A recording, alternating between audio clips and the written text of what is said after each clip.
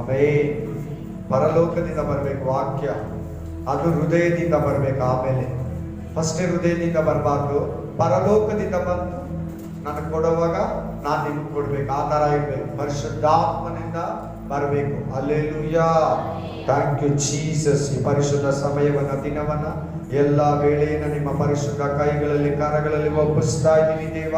ಈ ಪರಿಶುದ್ಧ ಸಮಯವನ್ನ, ದಿನವನ್ನ ಸಂಪೂರ್ಣವಾಗಿ ಮುಂದಿನ ಪ್ರಸಂಗವನ್ನ, ಶುಕ್ರವಾರ ವೇಳೆ ಉಪವಾಸ ಊಟವನ್ನ ನಿಮ್ಮ ಪರಿಶುದ್ಧ ಕೈಗಳಲ್ಲಿ ಸಮರ್ಪಿಸುತ್ತಾ ಯೇಸು ಕ್ರಿಸ್ತನ ನಾಮದಲ್ಲಿ ಪ್ರಾರ್ಥಿಸಿ ಬೇಡಿ ಬಂದಿದ್ದೇನೆ. Amen, amen, amen. ಹಲ್ಲೆಲೂಯಾ. ಮತ್ತಾಯ ಗ್ರಂಥ 4ನೇ ಅಧ್ಯಾಯ 1ನೇ ವಚನ. Thank you, Jesus. ಆಗ ಯೇಸು ಸೈತಾನನಿಂದ ಶೋಧಿಸಲ್ಪಡುವುದಕ್ಕಾಗಿ ಆತ್ಮನು ಯೇಸುವನ್ನು ಅಡವಿಗೆ ಒಯ್ದನು. Matthew chapter 4:1 ಸಿಕ್ಬಿಡ್ತಮ್ಮ. ಇವತ್ತಿನ ಮೆಸೇಜ್ ಏನಂದ್ರೆ ಅರಣ್ಯ, ಅಡವಿ. ಏನು ಇವತ್ತಿನ ಮೆಸೇಜು? ಅರಣ್ಯ, ಅಡವಿ. ಆಮೇಲೆ ಇದೇನು ನನಗೆ ಸಂಬಂಧ? ಇಲ್ಲಿ ಒಂದೊಂದು ಮಾತು ಕೂಡ ನಿನಗೆ, ಇಲ್ಲಿ ಬರೋ ಒಂದೊಂದು ಮಾತು ನಿನಗೆ. ಅಲ್ಲೆಲ್ಲೂ ಹೇಳಿ, ಏನೇನು ಈ ಫುಲ್ಪಿಟ್ ಇಂದ ಬರ್ತಾಯಿತ್ತೋ ಒಂದೊಂದು ಮಾತು ನಿನಗೆ. ನಿನಗಲ್ದಿರ ಯಾವತ್ತೂ ಏನು ಮಾತಾಡೋದೇ ಇಲ್ಲ, ಹೇಳೋದೆಲ್ಲ ಸಭೆಗೆ. ಸಭೆ ಅಂದ್ರೆ ಯಾರು? ನೀವೇ, ನಾನೇ. ಈ ಲೋಕದಲ್ಲಿರೋ ಎಲ್ಲ ಕ್ರಿಸ್ತುಗಳು ದೇವರ ಸಭೆ. ಯೇಸು ಕ್ರಿಸ್ತನ ಶಿರಸ್ಸು, ನೀನು ಆತನಿಗೆ ದೇಹ. ಯೇಸು ಕ್ರಿಸ್ತನ ಮೊದಲಿಗನು, ನೀನು ನಾನು ಮೊದಲ ಗಿತ್ತಿ. ಅವೇ ಪ್ರೈಸ್ ದಿ ಲಾರ್ಡ್ ಹೇಳಿ. ಯಾರ್ಯಾರಿಗೆ ಅರ್ಥ ಆಗಲ್ಲ ನನ್ನ ಕೈ ಎತ್ತಿ. ಆಮೇಲೆ ನನಗೆ ಅರ್ಥ ಆಗಲ್ಲ ಬ್ರದರ್ ನೀನು ಹೇಳೋದಂತ, ಇಲ್ಲಾಂದ್ರೆ ಆಮೇಲೆ ದೇವನ ಮನಪೂರ್ವಕವಾಗಿ ಆರಾಧಿಸಿ. ಅರ್ಥ ಆಗಿರೋರು ಹೇಳ್ಬೇಡಿ, ಅರ್ಥ ಆಗೋರು ಮಾತ್ರ ಹೇಳಿ. Praise the lord, hallelujah. ಆತ್ಮನು ಯೇಸುವನ್ನು ಅರಣ್ಯಕ್ಕೆ ಒಯ್ದನು. ಏನಕ್ಕೆ? ಸೈತಾನನಿಂದ ಶೋಧಿಸಲ್ಪಡುವುದಕ್ಕಾಗಿ. ಇನ್ನೊಂದು ವಾಕ್ಯವನ್ನು ಓದಿ, ಪ್ರಕಟಣೆ ಗ್ರಂಥ 4ನೇ ಅಧ್ಯಾಯ 12ನೇ ಅಧ್ಯಾಯ 4ನೇ ವಚನ. ಬೇಗ. Thank you Jesus. ಅದರ ಬಾಲ 6ನೇ ವಚನ ನಮ್ಮ. ಅಲ್ಲಿ ಆಕೆಗೆ 1260 ದಿನಗಳವರೆಗೂ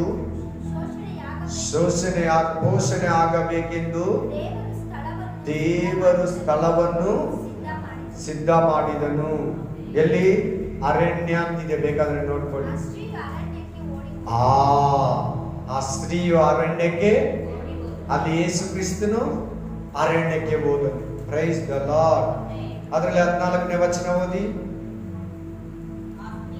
ಆ ಸ್ತ್ರೀಯು ಅರಣ್ಯದಲ್ಲಿದ್ದ ತನ್ನ ಸ್ಥಳಕ್ಕೆ ಹಾರಿ ಹೋಗುವುದಕ್ಕಾಗಿ ಆಕೆಗೆ ದೊಡ್ಡ ಗರುಡ ರೆಕ್ಕೆಗಳು, 2 ರೆಕ್ಕೆಗಳು ಕೊಡಲ್ಪಟ್ಟವು. ಪರಮಗೀತ 8:5. ಪರಮಗೀತ 8:5. Song of the Solomon, song of the song 8:5. Amen. ನಲ್ಲನನ್ನು ಒರಗಿಕೊಂಡು ಅಡವಿಯಿಂದ ಬರುವ ಇವಳ್ಯಾರು? ನಲ್ಲನನ್ನ ಅಂದ್ರೆ ಗಂಡನನ್ನ, ಆಮೇಲೆ ಪುರುಷನನ್ನ ಒರಗಿಕೊಂಡು ಬರುವ ಅಡವಿಯಿಂದ ಇವಳ್ಯಾರು? ಅಡವಿಯಿಂದ ಬರ್ತಾರೋ ಈ ಸ್ತ್ರೀ ಯಾರು? ಈಗ ನೀನು 2 ವಾಕ್ಯ ಓದೆ. ಪ್ರಕಟಣೆ ಗ್ರಂಥ 12ನೇ ಅಧ್ಯಾಯ 6ನೇ ವಚನ, ಪ್ರಕಟಣೆ ಗ್ರಂಥ 12ನೇ ಅಧ್ಯಾಯ ಅದೇ ಅಧ್ಯಾಯದಲ್ಲಿ 14ನೇ ವಚನ ಬರುತ್ತೆ. ಅಲ್ಲಿ ಸ್ತ್ರೀ ಎಲ್ಲಿದ್ದಾಳೆ? ಆ ಸ್ತ್ರೀ ಅಂದ್ರೆ ನೀನೇ, ನಾನೇ, ಈ ಲೋಕದಲ್ಲಿರೋ ಪ್ರತಿ ಕ್ರಿಸ್ತು. ಆಮೆನ್. ಅರಣ್ಯದಲ್ಲಿ ಪೋಷಣೆಯನ್ನು ಹೊಂದ್ತಾ ಇದ್ದಾಳೆ. ಸಭೆನೇ ಸ್ತ್ರೀ. ಸಭೆ ಇಲ್ಲಿ ಹೇಳಿರೋ ವಾಕ್ಯಗಳು, ಮೊದಲನೇ ವಾಕ್ಯ ಮತ್ತಾಯ ಗ್ರಂಥ 4:1 ಬಿಟ್ಟು ಈ 3 ವಾಕ್ಯಗಳು ಯಾರನ್ನ ಕುರಿತು ಹೇಳ್ತದೆ? ಇಸ್ರಾಯೇಲ್ ಜನರನ್ನ ಕುರಿತು ಹೇಳ್ತದೆ. ನೀನು ಅನ್ಯ ಮನುಷ್ಯನಿಂದ ಬಂದಿರೋ ಸಭೆ. Amen. Price the Lord. Hallelujah, hallelujah. ಸರಿ, ನೀವು ಇಷ್ಟು ವಾಕ್ಯಗಳು ಓದ್ರಿ, ಇನ್ನೂ ಮಿಕ್ಕಿದ ವಾಕ್ಯಗಳು ಕೊಡ್ತೀನಿ, ಇನ್ನೂ ಒಂದು ವಾಕ್ಯ ಓದಿ. ಆಮೇಲೆ ಆದಿಕಾಂಡ 24:63 ಓದಿ. Oh thank you Jesus, spirit of God. ಪರಿಶುದ್ಧ ಸಮಯದಲ್ಲಿ ನೀವು ನಮ್ಮ ಮಧ್ಯದಲ್ಲಿ ಇದ್ದೀಯ ರಾಜ, ನಮ್ಮ ನಡುವೆಗೆ. ಅಲ್ಲಿ ಇಸಾಕನ ಅಡವಿಗೆ ಹೋದನು ಅಂತಿದೆ ಧ್ಯಾನ ಮಾಡೋದಕ್ಕೆ. ಅಲ್ಲಿ ಇಲ್ಲಿ ಯೇಸು ಕ್ರಿಸ್ತನ ಅಡವಿಗೆ ಹೋದ, ಅಲ್ಲಿ ಇಸಾಕನು ಅಡವಿಗೆ ಹೋಗ್ತಾ ಇದ್ದ. ಓದಿ ಬೇಗ ಒಬ್ರು. ಅವರು ಸಂಜೆ ವೇಳೆಯಲ್ಲಿ ಧ್ಯಾನ ಮಾಡುವುದಕ್ಕೋಸ್ಕರ ಅಡವಿಗೆ ಹೋಗಿದ್ದಾನೆ. ವಾ, ಇಸಾಕ ಕೂಡ ಅಡವಿಗೆ ಹೋಗಿದ್ದಾನೆ.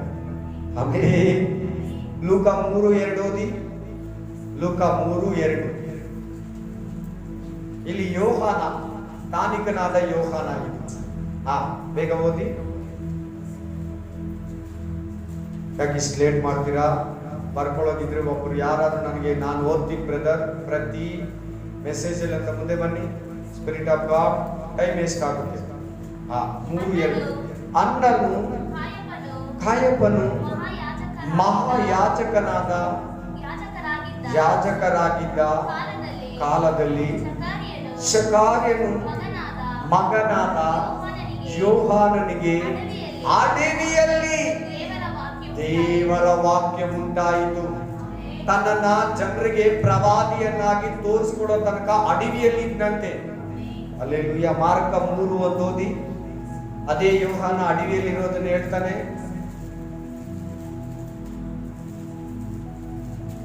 Amen, hallelujah.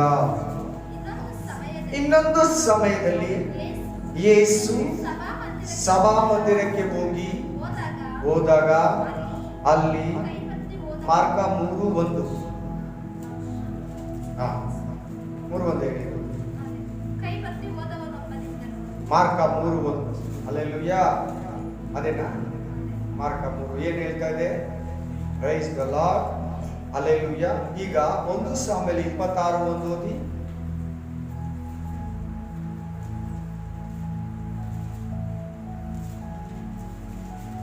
1 ಸಾಮುವೇಲ 26:1.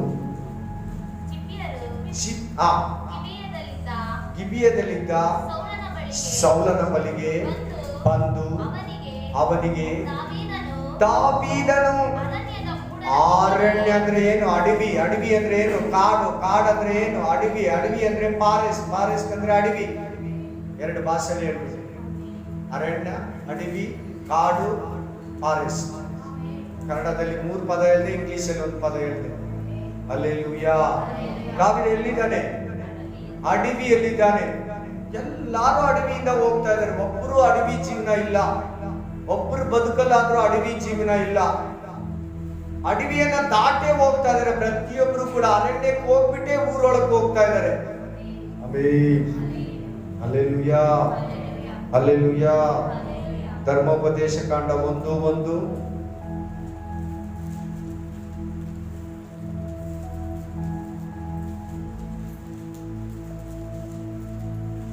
ಇಲ್ಲಿ 21 ಲಕ್ಷ ಇಸ್ರಾಯೇಲರು ಅಡವಿಯಲ್ಲಿದ್ದಾರೆ. ಪರಾನಿಗೂ, ತೋಬೇಲ್, ದಾಗಾನ್, ಲಾಬಾನ್, ಅಚೆರೋರ್, ಮಿಜಾರ್ ಎಂಬ ಸ್ಥಳಗಳಿಗೂ ನಡುವೆ ಅರಣ್ಯದಲ್ಲಿ ಅರಾಬ ಎಂಬ ತಗ್ಗಾದ ಪ್ರದೇಶದಲ್ಲಿ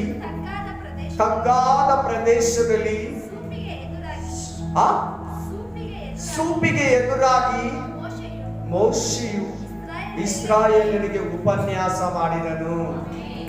ಯಾರಿಗೆ? ಇಸ್ರಾಯೇಲರಿಗೆ. ಎಷ್ಟು ಜನ ಇದ್ರು ಗೊತ್ತಾ? 24 ಲಕ್ಷ ಇದ್ರು ಇವರು. ಅರಣ್ಯದಲ್ಲಿ 40 ವರ್ಷ ಇದ್ರು. ಎಷ್ಟು ವರ್ಷ? ಎಷ್ಟು ಜನ? 24 ಲಕ್ಷ ಜನ ಅರಣ್ಯದಲ್ಲಿ 40 ವರ್ಷ. ಮೋಶೆ ಅರಣ್ಯದಲ್ಲಿ ಹೋಗ್ತಾ ಇದ್ದಾರೆ, ನೋಡ್ತಾ ಇದ್ದೀರಾ? ಇಸ್ರಾಯೇಲರು ಅರಣ್ಯದಲ್ಲಿ ಇದ್ದಾರೆ, ನೋಡ್ತಾ ಇದ್ದೀರಾ? ಈಗ ಇನ್ನ ಒಬ್ಬರಿದ್ದಾರೆ, ಅವನು ನೋಡ್ಬಿಡೋಣ. Amen, hallelujah. 1 ಅರಸುಗಳು 19:4. 1 ಅರಸುಗಳು 19:4.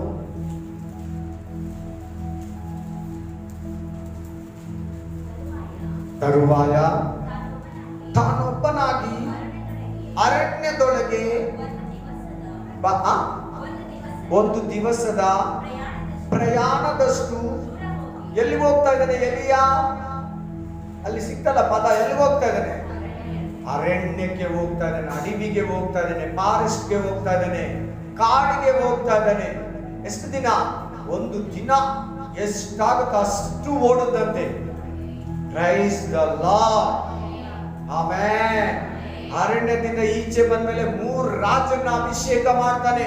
ಒಬ್ಬ ಪ್ರವಾದಿಯಾದ ಎಲೀಷನನ್ನ ಅಭಿಷೇಕ ಮಾಡ್ತಾನೆ ಅರಣ್ಯದಿಂದ ಈಚೆ ಬಂದ್ಮೇಲೆ. ಹಲ್ಲೆಲೂಯಾ.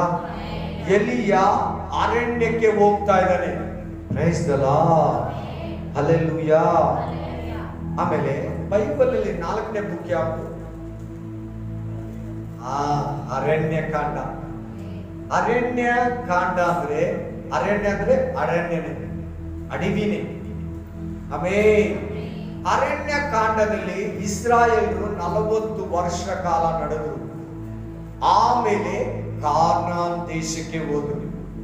ಅಡವಿ ಇಲ್ದಿರ ಈ ಬೈಬಲ್ ಅಲ್ಲಿ ಅಡವಿಗೆ ಹೋಗ್ದಿರ ಯಾರು ಉದ್ಧಾರ ಆಗ್ಲಿಲ್ಲ, ಯಾರು ಚೆನ್ನಾಗಾಗ್ಲಿಲ್ಲ, ಯಾರು ಬ್ಲೆಸ್ಸಿಂಗ್ ತಗೊಳ್ಳಿಲ್ಲ, ಯಾರು ದೇವ್ರ ಹತ್ರ ಒಳ್ಳೆಯದನ್ನ ಪಡ್ಕೊಳ್ಳಿಲ್ಲ.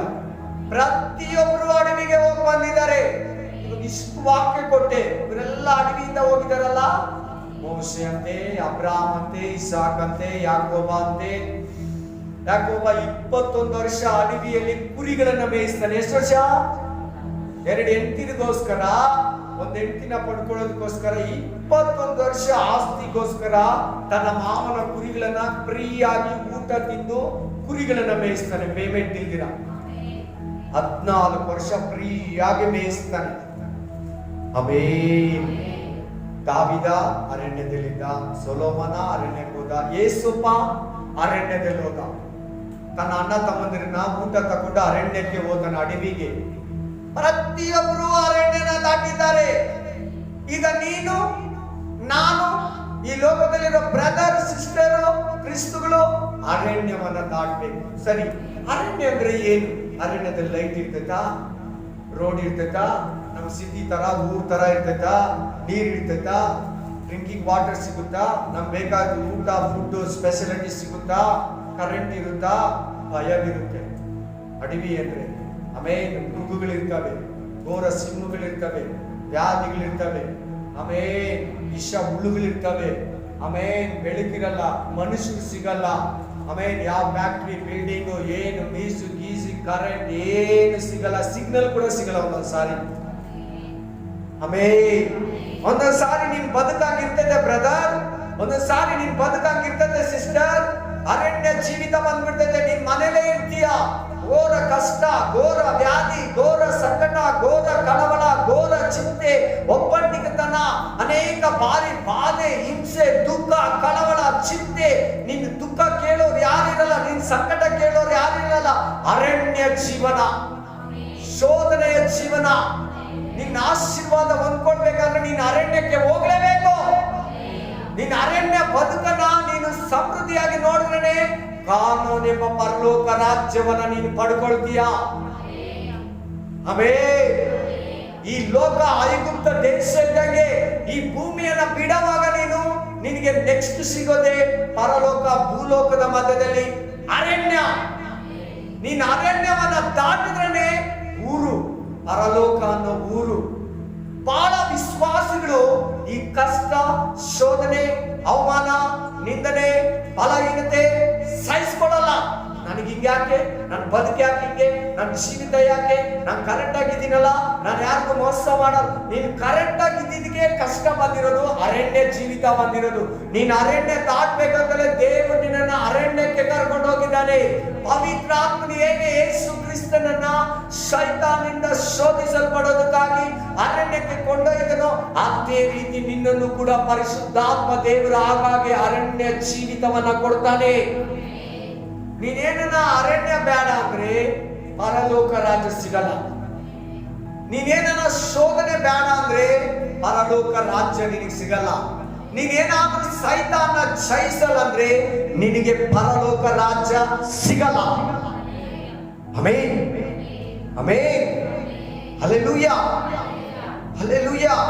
ಇಷ್ಟು ಜನರನ್ನ ನಿಮಗೆ ತೋರಿಸ್ಕೊಟ್ಟೆ. ಪ್ರತಿಯೊಬ್ಬರು ಅರಣ್ಯಕ್ಕೆ ಹೋಗಿ ಬಂದಿದ್ದಾರೆ.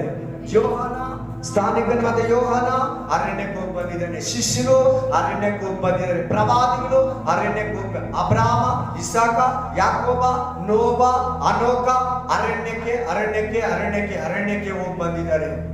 ಯಾಕೆ?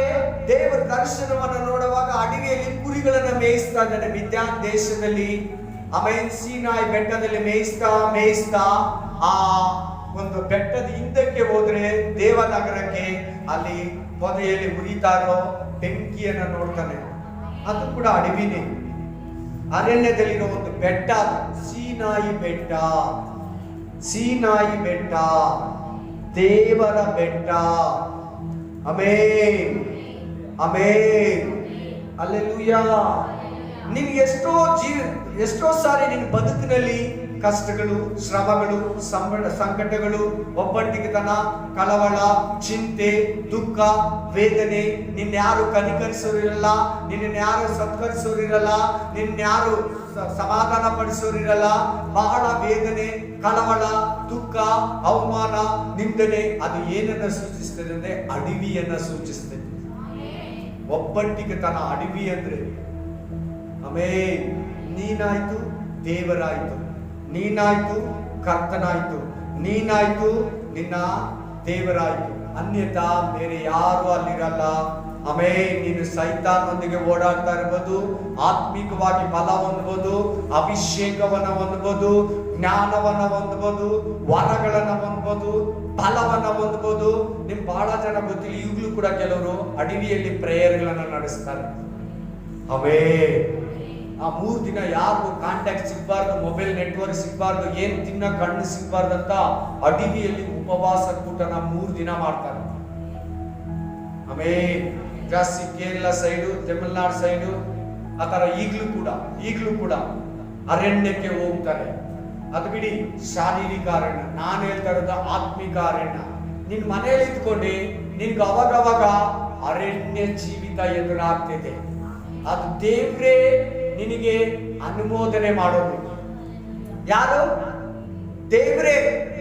ಅರಣ್ಯದಲ್ಲಿ ನೀನ್ ಸ್ವಲ್ಪ ಸುತ್ತಾಡು, ಅರಣ್ಯ ಜೀವಿತ ಸ್ವಲ್ಪ ಕಳಿ, ಅರಣ್ಯ ಬದುಕು ನಿನಗೆ ಬೇಕಾಗಿದೆ. ಕಷ್ಟ, ಶ್ರಮ, ಸಂಕಟ, ದುಃಖ, ಅವಮಾನ, ನಿಂದನೆ, ಊಟ ಇಲ್ಲ, ವಸ್ತ್ರ, ಬಲಹೀನತೆ, ಕೊರತೆ ಅರಣ್ಯದ ಅನುಭವದಲ್ಲಿ ಸಿಗ್ತದೆ. Amen, amen. ಅರಣ್ಯದಲ್ಲಿ ಏನಂದ್ರೆ ಏನು ಇರೋದಿಲ್ಲ. ದೇವರು ಕೊಟ್ಟಿದ್ದು ತಿನ್ಬೇಕಾಗುತ್ತೆ. ಒಂದೊಂದು ಸಾರಿ ಸರಿಯಾಗಿ ಉದ್ಯೋಗ ಇರಲ್ಲ, ಸರಿಯಾಗ ಸಮಾಧಾನ ಇರಲ್ಲ. ಪ್ರಾರ್ಥನೆ ಮಾಡಿದ್ರೆ ಕೂಡ ಒಂದೊಂದು ಸಾರಿ ಉತ್ತರ ಇರಲ್ಲ, ಸಮಾಧಾನ ಇರಲ್ಲ, ಸಂತೈಸುವಿಕೆ ಇರಲ್ಲ. ಆದ್ರೆ ಬಹಳ ಬಲವಂತ ಇದೆಯಾ ಅರಣ್ಯದಲ್ಲಿ. ಅರಣ್ಯದಲ್ಲಿ ಸಖತ್ತಾಗಿ ಬಲವಂತಿಯ. ಅರಣ್ಯದ ಅನುಭವ ನಿನಗಾಗೋ ತನಕ ಪರಲೋಕದ ಅನುಭವ ನಿನಗಾಗಲ್ಲ. ಯಾವಾಗ ಎಲಿನಿಗಾದಂಗೆ ಅನುಭವ ಅರಣ್ಯಕ್ಕೆ ನೀನು ಹೋಗಿ ಬರ್ತೀಯೋ ಆಗ್ಲೇ ನೀನು ಪರಲೋಕ ರಾಜ್ಯ ಎಂಬ ಊರನ್ನ ಸೇರ್ತೀಯ. Amen, hallelujah. ಪ್ರಕಟಣೆ ಗ್ರಂಥ ಆಮೆನ್ 19:7-8 ಸಾರಿ ಪರಮಗೀತ 1 ಅರಸುಗಳು, ಫಸ್ಟ್ ಕಿಂಗ್ 19ನೇ ಅಧ್ಯಾಯ 7-8. ಯೆಹೋವನ ದೂತನು 2ನೇ ಸಾರಿ ಬಂದು ಎಲಿಯನನ್ನ ತಟ್ಟಿ ಅವನಿಗೆ, ಎದ್ದು ಊಟ ಮಾಡು, ನೀನು ನಿನ್ನ ಶಕ್ತಿಯನ್ನ ಮೀರುವಷ್ಟು ಪ್ರಯಾಣ ಮಾಡಬೇಕಾಗಿದೆಯಲ್ಲ ಅಂದನು. ಅವನು ಎದ್ದು ತಿಂದು ಕುಡಿದು ಅದರ ಫಲದಿಂದ 40 ದಿವಸ ಹಗಲಿರುಳು ಪ್ರಯಾಣ ಮಾಡಿ ದೇವಗಿರಿಯಾದ ಎರೋಬಿಗೆ ಮುಟ್ಟಿ ಅಲ್ಲಿನ ಒಂದು ಗವಿ ಒಳಗೆ ಇಳುಕೊಂಡನು. ನೋಡಿ, ದೇವರು ಕೊಟ್ಟಿದ್ದ ಊಟನ ತಿಂದಿದ್ಕ 40 ದಿನ ಓಡೋದಾನೆ. ಎಲ್ಲಿ ಎಷ್ಟು ದಿನ ಓಡಿದಾನೆ? ಫಸ್ಟ್ ಟೈಮ್ ಕೊಟ್ಟ ಒಂದು ರೊಟ್ಟಿ ನೀರನ್ನ ಕೊಟ್ಟ, ಅದನ್ನ ತಿಂದು ಎದ್ದು 1 ದಿನ ಅರಣ್ಯದೊಳಗೆ ಕೊಡೋದ. ಅಲ್ಲಿಂದ ಎದ್ದು ಆಮೇಲೆ ತಿರ್ಗಾ ಮಲ್ಕೊಂಡ್ಬಿಟ್ಟೆ ಸುಸ್ತಾಗಿ ಓಡಿ ಓಡಿ ಓಡಿ. ಎಲಿಯಾ, ನೀನಿನ್ನೂ ಓಡ್ಬೇಕು, ನೀನಿನ್ನ ಓಡೋದು ಜಾಸ್ತಿ ಇದೆ, ನಿನ್ ಪ್ರಯಾಣ, ಎದ್ದೇಳು, ಇದನ್ನ ತಿಂದು ಬಲ ಹೊಂದ್ಕೋ. ತಿಂದ್ಬಿಟ್ಟು ಎಷ್ಟು ದಿನ ಓಡದಂತೆ? ಅದೇ ಲೋಕದ ಆಹಾರಕ್ಕೂ ಪರಲೋಕದ ಆಹಾರಕ್ಕಿರೋ ವ್ಯತ್ಯಾಸ. ಈ ಆಹಾರ ಏನಕ್ಕೆ ಸಾದೃಶ್ಯ ಗೊತ್ತಾ? ನೀನ್ ಪ್ರತಿ ತಿಂಗಳು ತಿನ್ನೋ ಕರ್ತನ ಭೋಜನಕ್ಕೆ ಸಾದೃಶ್ಯ. ಇಲ್ಲಿರೋ ರೊಟ್ಟಿ ಏನಕ್ಕೆ ಸಾದೃಶ್ಯ ಗೊತ್ತಾ? ನೀನ್ ಯೇಸು ಕ್ರಿಸ್ತನ ದೇಹನ ತಿಂತೀಯಲ್ಲ, ಅದಕ್ಕೆ ಸಾದೃಶ್ಯ. ಅದು ಮನುಷ್ಯನ್ ಕೊಡೋ ರೊಟ್ಟಿ, ಮನುಷ್ಯನ್ ಕೊಡೋ ಊಟ, ಭೋಜನ ನಿನ್ನ ಒಂದಿನ ಓಡಿಸ್ತೈತೆ, ಒಂದು ಹೊತ್ತು ಮಧ್ಯಾಹ್ನವರೆಗೂ ಓಡಿಸ್ತೈತೆ. ಮಧ್ಯಾಹ್ನ ಆಗಿದ ತಕ್ಷಣ ನಮ್ಮ ಹೊಟ್ಟೆ ಏನಾಗುತ್ತೆ? ಹಸಿವಾಗುತ್ತೆ, ಸುಸ್ತಾಗುತ್ತೆ, ತಲೆ ಚಕ್ಕರ ಬರುತ್ತೆ. ದೇವರು ಕೊಟ್ಟಿದ್ದ ಊಟ ತಿಂದು 40 ದಿನ ಓಡಿದನಂದ್ರೆ ಆ ಊಟದಲ್ಲಿ ಎಷ್ಟು ಶಕ್ತಿ ಇರಬೇಕು. ಅರಣ್ಯದಲ್ಲಿ ನೀನು ಓಡೋದು ಇನ್ನ ಇದೆ. ನಾವು ನೋಡಿ, ಒಂದು ಶೋಧನೆ ಬಂದಿದ ತಕ್ಷಣ, ಒಂದು ಕಷ್ಟ ಬಂದಿದ ತಕ್ಷಣ ದೇವನ ಬೈಕೊಂತೀರಿ. 40 ದಿನ ಓಡ್ಬೇಕಂದ್ರೆ ಕೋಪ ಮಾಡ್ಕೊಂಡ. 40 ದಿನ ಎದ್ಬಿಟ್ಟು ನೀನು ಇನ್ನೂ ಹೋಗಂದ. ಇವ್ 40 ದಿನ ಹೋಗಿದ್ದಾನೆ ಶಕ್ತಿ ಇರೋದಕ್ಕೆ. ಆದ್ರೆ ಅಲ್ಲಿಗೆ ಹೋಗೋದು ದೇವ್ರ ಚಿತ್ತ ಇಲ್ಲ. ನೀನ್ ಓಡ್ಬೇಕಂತ, ಎಲ್ಲಿಗೆ ಹೋಗ್ಬೇಕಂತ ದೇವ್ರನ್ನ ಕೇಳಲಿಲ್ಲ ಎಲಿಯಾ. ತಿರ್ಗಾ ಏನ್ ಮಾಡ್ದ ಗೊತ್ತಾ ದೇವ್ರು? ನೀನ್ ಇಲ್ಲೇನ್ ಮಾಡ್ತಾ ಇದೀಯಾ? ನೀನ್ ಇಲ್ಲ್ಯಾಕೆ ಬಂದಿದೀಯಾ? ನೀನ್ ಎದ್ದು ವಾಪಸ್ ಹೋಗಿ 40 ದಿನ ವಾಪಸ್ ತಿರ್ಗ. ಎಷ್ಟು ದಿನ? ತಿರ್ಗ 40 ದಿನ ರಿಟರ್ನ್ ಪ್ರಯಾಣ ಮಾಡಿ. ಚೆನ್ನಾಗಿ ಕೇಳ್ಬೇಕು, ಗಮನ ಇಟ್ಟು ಕೇಳ್ಬೇಕು. ನಿನ್ನ ಬದುಕಿನಲ್ಲಿ ಕೂಡ ಅನೇಕ ಸಾರಿ ಅರಣ್ಯ ಜೀವಿತ ಬರ್ತದೆ. ಯಾವ ಮನುಷ್ಯನಿರಲ್ಲ, ಏನಂದ್ರೆ ಏನ್ ಸಕ್ಸಸ್ ಆಗಲ್ಲ, ಕೆಲಸ ಇರಲ್ಲ, ಉದ್ಯೋಗ ಇರಲ್ಲ, ಆರೋಗ್ಯ ಇರಲ್ಲ, ಸಮಾಧಾನ ಇರಲ್ಲ, ಸಂತೋಷ ಇರಲ್ಲ, ಸಂತೈಸೋರು ಇರಲ್ಲ. Price the lord. ಊಟ, ಹಸಿವು, ಬಟ್ಟೆ ಕೊರತೆ, ಅನ್ನದ ಕೊರತೆ, ನೀರಿನ ಕೊರತೆ, ಅನೇಕ ವಿಧದಲ್ಲಿ ಪೋಷಣೆಗಳಿರಲ್ಲ, ಸಮಾಧಾನ ಇರಲ್ಲ, ಸಂತೋಷ ಇರಲ್ಲ. ದೇವರ ವಾಕ್ಯವನ್ನ ನೀನು ತಿನ್ನುವಾಗ ಅರಣ್ಯ ಜೀವಿತವನ್ನ ನೀನು ಸಮಾಧಾನದಿಂದ ಸಂತೈಸಿಕೊಂಡು ನಿನ್ನ ಮನಸ್ಸನ್ನು ಸಂತೈಸ್ಕೋಬೇಕು. ಕಷ್ಟಗಳು, ಕಷ್ಟಾನುಭವವು ಹಿತಕರವಾಯಿತು. ಹೇಳಿ ಎಲ್ಲಾರು, ಕಷ್ಟಾನುಭವವು ಒಳ್ಳೆಯದಕ್ಕಾಯಿತು. ಅದರಿಂದ ನಿನ್ನ ನಿಬಂಧನೆಯನ್ನ ಕಲೆದೆನು. ಅದರಿಂದ ನಿನ್ನ ನಿಬಂಧನೆಯನ್ನ ಕಲೆದೆನು. ದಾವಿದ ಹೇಳೋ ಮಾತು ಕೀರ್ತನೆಗಳು 119 ಏನಂತ ಹೇಳ್ತಾನೆ? ನನ್ನ ಕಷ್ಟ ಬಂದಿದ್ದ ದೇವ್ರೇ ಒಳ್ಳೇದೇ, ನನ್ನ ಹಿತಕ್ಕೆ. ಅದರಿಂದ ನಿನ್ನ ನಿಬಂಧನೆಗಳನ್ನ ಕಲಿತೆ, ನಿನ್ನ ಆಜ್ಞೆಗಳನ್ನ ಕಲಿತೆ. ನಿನಗೆ ಯಾವತ್ತಾದ್ರೂ ಕಷ್ಟ ಬಂದ ಬೈಬಲ್ ಹಿಡ್ಕೋ. ಎನಿ ಟೈಮ್ ಹಿಡ್ಕೋಬೇಕು. ಕಷ್ಟ ಬಂದಾಗ ತುಂಬಾ ಬೈಬಲ್ ಹಿಡ್ಕೋ. ವಾಕ್ಯಗಳು ಕಲಿತೀಯ ಕಲಿತೀಯ ಕಲಿತೀಯ. ಆ ಕಷ್ಟದಲ್ಲಿ ಓದೋ ವಾಕ್ಯ ನಿನ್ನ ಮೈಂಡಲ್ಲಿ ಉಳ್ಕೊಂಡ್ಬಿಡ್ತದೆ, ನಿನ್ನ ಹಾರ್ಟಲ್ಲಿ ಉಳ್ಕೊಂಡ್ಬಿಡ್ತದೆ. ಆ ವಾಕ್ಯ ಏನ್ ಮಾಡಿದ್ರು ನಿನ್ನನ್ನ ಬಿಟ್ಟು ಹೋಗಿರಲ್ಲ. ಪಾಪ ಒಂದು ಬಿಟ್ಟು ನೀನು ಎಷ್ಟೇ ಬ್ಯುಸಿಯಾಗಿರೋ ವಾಕ್ಯ ಮಾತ್ರ ನಿನ್ನ ಮೈಂಡಿಂದ, ನಿನ್ನ ಹೃದಯದಿಂದ ಹೋಗಲ್ಲ. Hallelujah, hallelujah. ಕಷ್ಟ ನಿನ್ನ ಹಿತಕ್ಕಾಗಿ ಬರೋದು, ಕಷ್ಟ ನಿನ್ನ ದುಃಖಕ್ಕಾಗಿ ಬರೋದು, ನಿನ್ನ ಸಮಾಧಾನಕ್ಕಾಗಿ ಬರೋದು. ಶೋಧನೆ ನಿನ್ನ ಹಿತಕ್ಕಾಗಿ ದೇವರು ಕೊಡೋದು. ನಾವಿವಾಗ ನಮ್ಮ ಮುಖನ ಇಬ್ರಿಯ ಗ್ರಂಥ 12ನೇ ಅಧ್ಯಾಯ 1ನೇ ವಚನಕ್ಕೆ ತಿರುಗಿಸ್ಕೊಳ್ಳೋಣ. ಇಬ್ರಿಯ ಗ್ರಂಥ 12ನೇ ಅಧ್ಯಾಯ 3ನೇ ವಚನದಿಂದ ಓದಿ. ನೀವು ಮನ ಬುದ್ಧಿದವರಾಗಿ ಬೇಸರಗೊಳ್ಳದೆ ಆತನನ್ನು ಆಲೋಚಿಸಿರಿ. ಆತನು ಪಾಪಿಗಳಿಂದ ಎಷ್ಟೋ ವಿರೋಧವನ್ನು ಸಹಿಸಿಕೊಂಡನು. ನೀವು ಪಾಪಕ್ಕೆ ವಿರೋಧವಾಗಿ ಹೋರಾಡುವುದರಲ್ಲಿ ಪ್ರಾಣಾಪಾಯದ ತನಕ ಇನ್ನೂ ಅದನ್ನು ಎದುರಿಸಲಿಲ್ಲ. ಇಲ್ಲಿ ಅರಣ್ಯ ಜೀವನ ಕಾಣಿಸ್ತಾ ಇದೆ ನೋಡಿ, ಎದುರಿಸೋದು ಕಾಣಿಸ್ತಾ ಇದೆ ನೋಡಿ. ಬೇಸರಗೊಳ್ಳದೆ, ಬೇಸರಗೊಳ್ಳದೆ. ಏನು ಬೇಸರ ಮಾಡ್ಕೊಂತೀಯ? ಕ್ರಿಸ್ತ ನಂಬಿಟ್ಟು ಬೇಜಾರೇನು ಬರ್ತದೆ ನಿನಗೆ? ನನಗಂತೂ ಬೇಸರನೇ ಮಾಡ್ಕೊಳ್ಳಲ್ಲ. ಯಾಕೆ ಬೇಸರ ಮಾಡ್ಕೊಬೇಕು? ನೋಡಿ, ಇಷ್ಟು ಜನರನ್ನ ಓದಿಸ್ದೆ, ಅಡವಿಯಲ್ಲಿ ಏನ್ ಬೇಸರ ಆಗ್ತದೆ? ಇನ್ನೇನಾಗ್ತದೆ?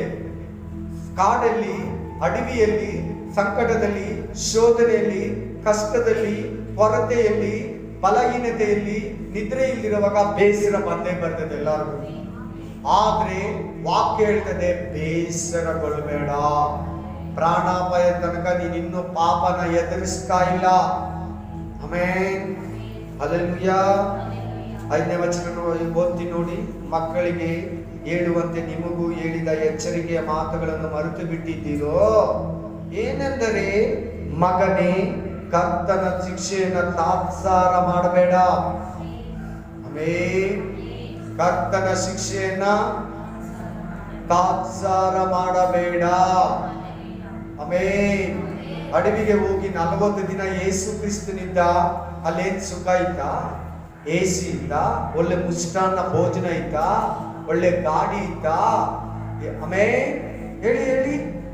ಊರಲ್ಲಿದ್ದ ಫೆಸಿಲಿಟಿ ಯೇಸು ಕ್ರಿಸ್ತನು 40 ದಿನ ಅರಣ್ಯದಲ್ಲಿದ್ದ. ಆಮೆನ್. 40 ದಿನ 2 ಸಾರಿ ದೇವರ ಹತ್ರ ಮೋಶೆ ಕೂತಿದ್ದ. ಅಲ್ಲಿ ಯಾರಿದ್ರು ಮೋಶೆ ಸಂಗಡ ಮಾತಾಡೋದಕ್ಕೆ? ಇವತ್ತು ನಾವು ಒಂದು ದಿನ ನಮ್ಮ ಒಬ್ಬಟ್ಟಿಗತನ ಒಂಥರ ಒಂದು ಅರ್ಧ ದಿನ ನಾವು ಕಳೆಯೋದಕ್ಕೆ ಬೇಸರಗೊಳ್ತೀರಿ. ಟೈಮ್ ಪಾಸೇ ಆಗ್ತಲ್ಲ, ಮನೆಯಲ್ಲಿ ಟಿವಿ ಕೂಡ ಇಲ್ಲ, ಕೇಬಲ್ ಇಲ್ಲ ಅಂತೀರಿ. ಮೋಶೆ ಯಾರ ಹತ್ರ ಇದ್ದ? ಮೋಶೆ ಅವನಿಗೆ ಯಾಕೆ ಬೇಸರ ಆಗ್ಲಿಲ್ಲ? ನಿನಗೆ ಯಾಕೆ ಬೇಸರ ಆಗುತ್ತೆ ಇವತ್ತು? ಆಮೆನ್. ನಮ್ಮ ಮೊಬೈಲ್ ಅಲ್ಲಿ ಕರೆನ್ಸಿ ಇಲ್ಲಂದ್ರೆ ಬೇಸರ ಆಗುತ್ತೆ, ನೆಟ್ ಬ್ಯಾಲೆನ್ಸ್ ಇಲ್ಲಂದ್ರೆ ಬೇಸರ ಆಗುತ್ತೆ. 40 ದಿನ 2 ಸಾರಿ ಯೇಸು ಕ್ರಿಸ್ತ 40 ದಿನ ಅಡವಿಯಲ್ಲಿ ಯಾವ ಮನುಷ್ಯನ ಕಾಂಟ್ಯಾಕ್ಟ್ ಇಲ್ದಿರ ಇದ್ದ. 40 ದಿನ 1.5 ತಿಂಗಳು. ನಿನಗೆ ಇವತ್ತು ಅರ್ಧ ಗಂಟೆ ಟಿವಿ ಇಲ್ಲಾಂದ್ರೆ, ಕರೆಂಟ್ ಇಲ್ಲಾಂದ್ರೆ ಬೇಸರ ಆಗುತ್ತೆ. ಅಡವಿಯ ಜೀವಿತವನ್ನು ಇಷ್ಟಪಟ್ಟು ಶೋಧನೆ ನಿನ್ನ ಹಿತಕ್ಕೆ, ಶೋಧನೆ ನಿನ್ನ ಒಳ್ಳೆಯದಕ್ಕೆ. Amen, amen. ಒಂದು ಹತ್ರ ಥ್ಯಾಂಕ್ಸ್ ಹೇಳ್ತಾನೆ ದೇವರಿಗೆ ದಾವಿದ. ದೇವರೇ, ನೀನು ನನ್ನನ್ನು ಶೋಧಿಸಿದೀಯಾ. ಆಮೆನ್. ನೀನು ನನ್ನನ್ನು ಶೋಧಿಸಿದೀಯಾ. ಆಮೆನ್. ನನ್ನ ಹಿತಕ್ಕಾಗೇ ನೀನು ನನ್ನನ್ನು ಶೋಧಿಸಿದೀಯಾ ಅಂತಾನೆ. ನನ್ನ ಹಿತಕ್ಕಾಗಿ ನೀನು ನನ್ನನ್ನು ಶೋಧಿಸಿದೀಯ ಅಂತ ಕೀರ್ತನೆಗಳ ಗ್ರಂಥದಲ್ಲಿ ಹೇಳ್ತಾನೆ. ಕೀರ್ತನಗಾರನಾದ ದಾವಿದ ದೇವರಿಗೆ ಹೇಳ್ತಾನೆ, ದೇವರೇ, ನೀನು ನನ್ನನ್ನು ಶೋಧಿಸ್ತಾ ಇರೋದು ನನ್ನ ಹಿತಕ್ಕಾಗಿಯೇ. ದೇವರು ನೋಡಿ ಹೇಳ್ತಾ ಇದ್ದಾರೆ, ಮಗನೇ, ಮಗಳೇ, ನನ್ನ ಶಿಕ್ಷೆಯನ್ನ ತಾತ್ಸಾರ ಮಾಡಬೇಡ. ಆತನು ನಿನ್ನನ್ನು ಗದರಿಸುವಾಗ ಬೇಸರಗೊಳ್ಳಬೇಡ. ಕರ್ತನು ತಾನು ಪ್ರೀತಿಸುವವನನ್ನೇ ಶಿಕ್ಷಿಸುತ್ತಾನೆ. ತಾನು ಸೇರಿಸಿಕೊಳ್ಳುವ ಪ್ರತಿಯೊಬ್ಬ ಮಗನನ್ನ ಮಗಳನ್ನ ಒಡೆಯುತ್ತಾನೆ. ನೀವು ಶಿಕ್ಷಿತರಾಗುವುದಕ್ಕಾಗಿಯೇ ನಿಮಗೆ ಶಿಕ್ಷೆ ಆಗುತ್ತದೆಂದು ತಿಳಿದು ಅದನ್ನು ಸಹಿಸಿಕೊಳ್ಳಿರಿ.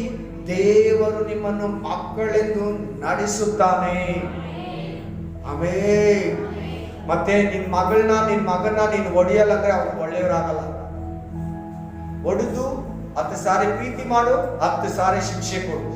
20 ಸಾರಿನೂ ಪ್ರೀತಿಸಿ, ನೀನು 19 ಸಾರಿ ಪ್ರೀತಿಸಿ, 20 ಸಾರಿ ಪ್ರೀತಿಸಿದ್ರೆ ಮಗ ಮಗಳು ನಿನ್ ಕೈ ಸಿಗಲ್ಲ. ಆಮೆನ್. ಇಲ್ಲಿ ದೇವರು ನಿನ್ನ ಸಂಬಂಧನ ಹೇಳ್ತಾ ಇದ್ದಾರೆ. ನಾನು ನಿನ್ನ ಮನೆಯಲ್ಲಿರೋ ನಿನ್ನ ಮಕ್ಕಳು ನಿನ್ನ ಸಂಬಂಧನ, ನಿನ್ನ ಜೊತೆಲಿ ಕುಳಿತು ವಾಕ್ಯ ಕೇಳ್ತಾ ಇರೋ ನಿನ್ನ ಮಕ್ಕಳು ನಿನ್ನ ಸಂಬಂಧನ ಹೇಳ್ತಾ ಇದ್ದೀನಿ. ಮಕ್ಕಳನ್ನ ಶಿಕ್ಷಿಸಿದ್ರೆ, ಮಕ್ಕಳಿಗೆ ಪನಿಷ್ಮೆಂಟ್ ಕೊಟ್ರೆ ಅವರು ಕಂಪ್ಲೀಟ್ ಆಗಿ ನಿನ್ನ ಕೈಯಲ್ಲೇ ಇರ್ತಾರೆ. ಆಮೆನ್.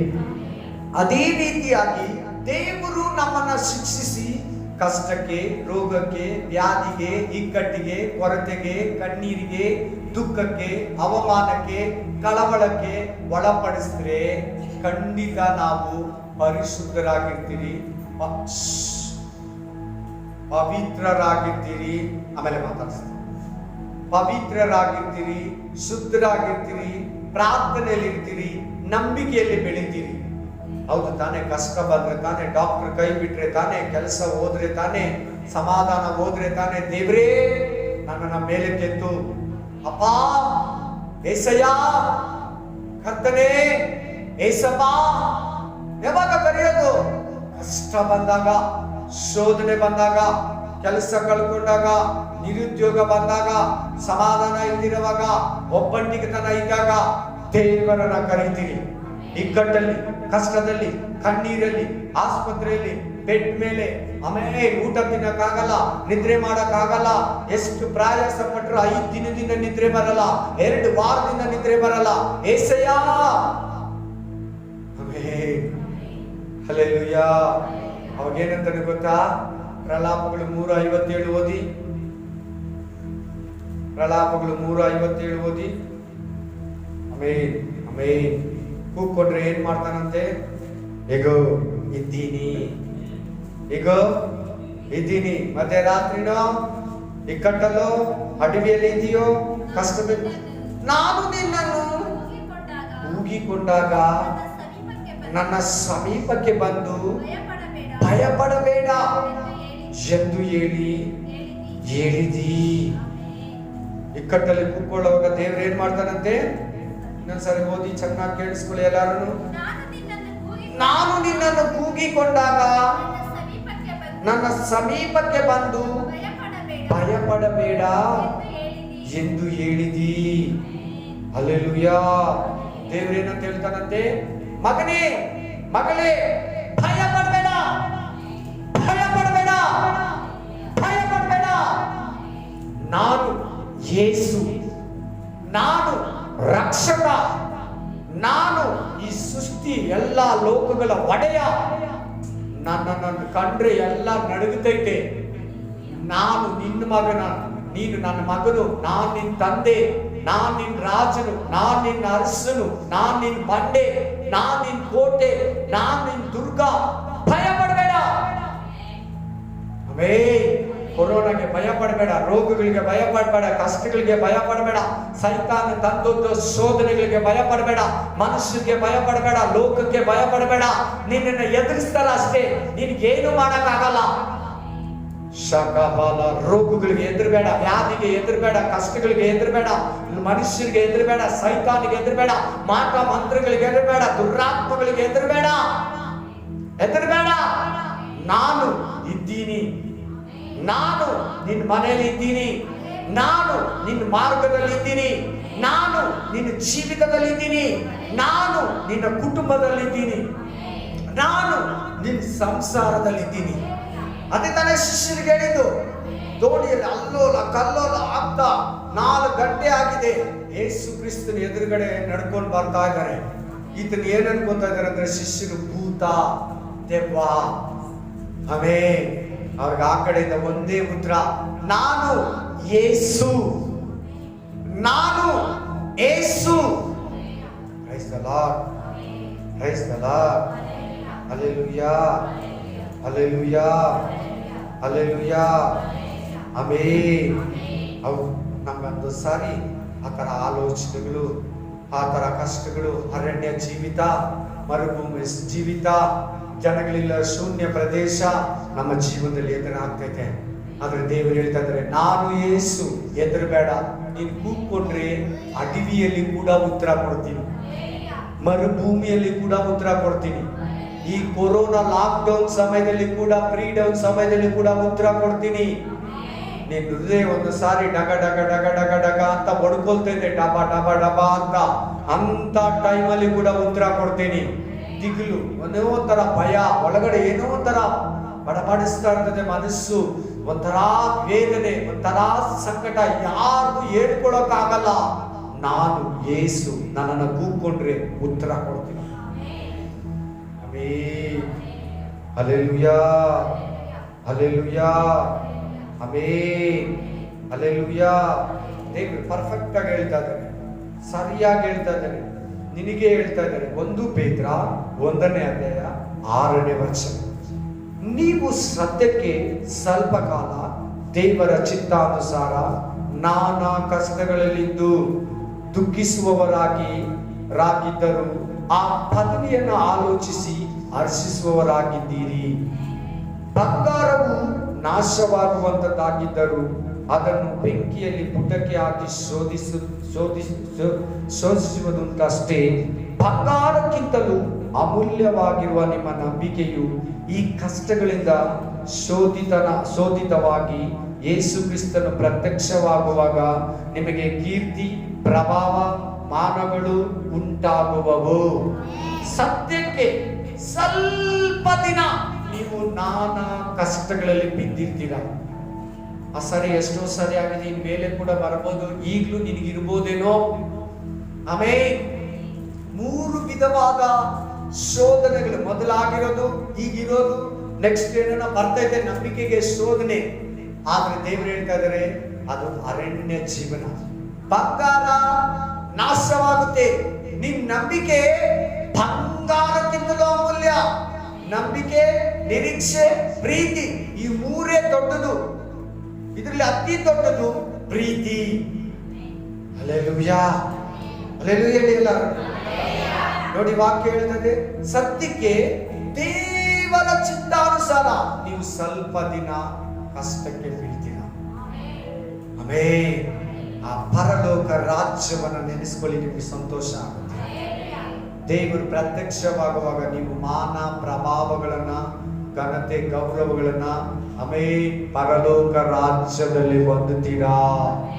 ಹೇಳಿ, ಅರಣ್ಯ ಜೀವಿತ ಇಷ್ಟು ಜನ ಬೈಬಲ್ ಅಲ್ಲಿ ಎಷ್ಟು ಪವಿತ್ರರಿದ್ದಾರೋ, ಎಷ್ಟು ಮಹನೀಯರಿದ್ದಾರೋ, ಎಷ್ಟು ಪ್ರವಾದಿಗಳು ಅಪೊಸ್ತಲರಿದ್ದಾರೋ, ಎಷ್ಟು ನಮ್ಮ ಪೂರ್ವಿಕ ಪಿತೃಗಳಿದ್ದಾರೋ, ಪ್ರತಿಯೊಬ್ಬರು ಕೂಡ ಅರಣ್ಯಕ್ಕೆ ಹೋಗಿ ಊರಿಗೆ ಹೋಗಿರೋದು, ಅರಣ್ಯಕ್ಕೆ ಹೋಗಿ ಪರಲೋಕಕ್ಕೆ ಹೋಗಿರೋದು. ಆಮೆನ್. ಅರಣ್ಯ ಜೀವಿತನ ಬೇಡ ಅನ್ಬೇಡ. ಅರಣ್ಯ ಕಾಂಡ ನಿನಗೆ ಅರ್ಥ ಆಗಿಲ್ಲ ಅಂದ್ರೆ, ಬೈಬಲ್ ಅಲ್ಲಿ ನೀನು ಓದಿಲ್ಲ ಅಂದ್ರೆ ವೇಸ್ಟ್. ಅರಣ್ಯ ಕಾಂಡ ವೆರಿ ಇಂಪಾರ್ಟೆಂಟ್. ನಾನು ಬೈಬಲ್ ಸ್ಟಡಿ ಎಲ್ಲ ತಿರ್ಗಾ ಹೇಳ್ತಾ ಇದ್ದೀನಿ. ಅರಣ್ಯ ಕಾಂಡ ನೀನು ಎಷ್ಟು ಸಾರಿ ಓದ್ತೀಯೋ ನಿನ್ಗೆ ಅಷ್ಟು ಬೈಬಲ್ ಚೆನ್ನಾಗಿ ಅರ್ಥ ಆಗುತ್ತೆ. ಆಮೆನ್. ಅರಣ್ಯ ಕಾಂಡನ ನೀನು ಎಷ್ಟು ಚೆನ್ನಾಗಿ ಅರ್ಥ ಮಾಡ್ಕೊಂಡು ಹೋಗ್ತೀಯೋ, ನೀನು ಅಷ್ಟೇ ಕಷ್ಟಗಳನ್ನ ಎದುರಿಸ್ತೀಯ, ಮೃಗಗಳನ್ನ ಎದುರಿಸ್ತೀಯ, ಶೋಧನೆಗಳನ್ನ ಎದುರಿಸ್ತೀಯ. ಯಾವುದಕ್ಕೂ ಭಯ ಪಡೋದಿಲ್ಲ, ಯಾವುದಕ್ಕೂ ಭಯ ಪಡಲ್ಲ, ಯಾವುದಕ್ಕೂ ಎದುರಲ್ಲ ನೀನು. ಬಿಡು, 4 ಶೋಧನೆಗಳನ್ನ ಜಯಿಸಿದ್ದೀನಿ, 4 ಕಷ್ಟಗಳನ್ನ ಜಯಿಸಿದ್ದೀನಿ, ಈಗ ಇದನ್ನು ಕೂಡ ಜಯಿಸ್ತೀನಿ, ಇದನ್ನು ಕೂಡ ಜಯಿಸ್ತೀನಿ, ಇದನ್ನು ಕೂಡ ನಾನು ಎದುರಿಸ್ತೀನಿ. ಆಮೆನ್. ನೀನ್ 4 ಶೋಧನೆಗಳನ್ನ ಜಯಿಸ್ಬಿಟ್ರೆ, 6ನೇ ಶೋಧನೆಯನ್ನ ಜಯಿಸ್ಬಿಟ್ರೆ, 7ನೇ ಶೋಧನೆ ಬಂದ್ರೆ ಕೂಡ ನಿನಗೇನೂ ಆಗಲ್ಲ. 7ನೇ ಉಪದ್ರವ ನಿನಗೆ ಬಂದ್ರೇನು ಏನೂ ಆಗಲ್ಲ. 7 ಸಾರಿ ಬಿದ್ದರೆ ಕೂಡ ದೇವರು ನಿನ್ನನ್ನು 7 ಸಾರಿ ಕೂಡ ಎಬ್ಬರಿಸ್ತಾನೆ. Praise the Lord, praise the Lord. ಅಯ್ಯೋ, ನಾನು ಬಿದ್ದೋಗಿದ್ದೀನಿ ಅನ್ಬೇಡ. 7 ಸಾರಿ ಬಿದ್ದೋದ್ರು 7 ಸಾರಿ ಕೂಡ ದೇವರು ನಿನ್ನನ್ನು ಎಬ್ಬರಿಸ್ತಾನೆ. ಹಲ್ಲೆಲೂಯಾ. ಧೈರ್ಯ ಹೊಂದ್ಕೋ, ಬಲ ಹೊಂದ್ಕೋ. ನಿನಗೆ ನಿರೀಕ್ಷೆ ಇದೆ, ನಿನಗೆ ಜೀವಿತ ಇದೆ, ನಿನಗೆ ಬೈಬಲ್ ಅಲ್ಲಿ ಲೈಫ್ ಇದೆ, ನಿನಗೆ ಯೇಸುವಲ್ಲಿ ಲೈಫ್ ಇದೆ, ನಿನಗೆ ದೇವರ ವಾಕ್ಯ ನಿನ್ನನ್ನು ಬಲಪಡಿಸ್ತಾ ಇದೆ, ನಿನಗೆ ನಿರೀಕ್ಷೆ ಇದೆ. ನೀನು ಬಿದ್ದೋದ್ರು ಕೂಡ ಎದ್ದೇಳ್ತೀಯ. ಆದರೆ ದುಷ್ಟನಂಗಲ್ಲ, ಆದರೆ ದುಷ್ಟನಂಗಲ್ಲ. ಬಿದ್ದೋಗ್ತಾನೆ ಎದ್ದೇಳೋದಿಲ್ಲ. ನೀನು ಬಿದ್ದೋದ್ರೆ ಕೂಡ ಹೇಳಿ ಮೇಲಕ್ಕೆ ಎದ್ದೇಳ್ತೀಯ. Hallelujah, hallelujah, amen. ಸೊ ಇನ್ನೊಂದ್ಸಾರಿ ನಿನ್ನ ಜೀವನದಲ್ಲಿ ಅರಣ್ಯ ಬದುಕು ಬಂದ್ರೆ ಬೇಸರಗೊಳ್ಳಲ್ವಾ? ಅರಣ್ಯ ಕಾಂಡ ಓದ್ಬಿಡು, ಕೊಟ್ಟಿರೋ ವಾಕ್ಯಗಳನ್ನೆಲ್ಲ ಓದ್ಬಿಡು.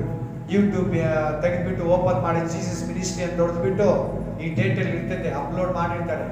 ಆಮೇಲೆ ಈ ವಾಕ್ಯನ ಕೇಳು, ನೀನು ಎಷ್ಟು ಫಲಗೊಳ್ತೀಯ ಆಮೇಲೆ ನೋಡು. ಆಮೆನ್.